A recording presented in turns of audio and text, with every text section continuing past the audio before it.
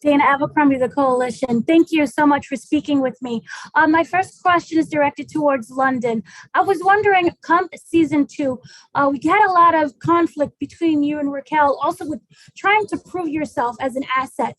In season two, how will you say his mindset is now going with all of the events that happened in the previous season? As far as Marvin's mindset going into season two, I think after the situation with Jukebox, I think that just shook his world in such a way that it made him kind of slow down, calm down, and assess himself. And through that assessment, he realized that a lot of his relationships are very difficult.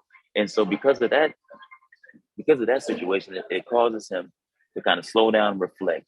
And through that process, I think we start to see him trying to repair and rekindle some of these other virtues in his life, like his sister and his brother and so forth. So he's, I think Marvin, through some help, will be very, just a little more self-aware of himself and his actions and the work that he has to get done within himself. I was wondering, come season two, will there be any joy that'll be celebrated within Jukebox?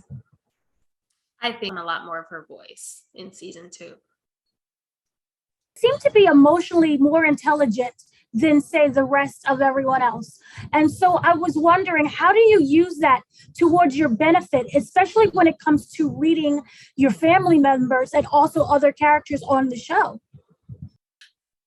I think that Juke is I always call her an emotional gangster because she's so aware of the world around her. And I think in season one, she has this awareness, but she still has the filter of being a little girl. And she's experienced a lot of life and she's out on her own, but she's still a kid.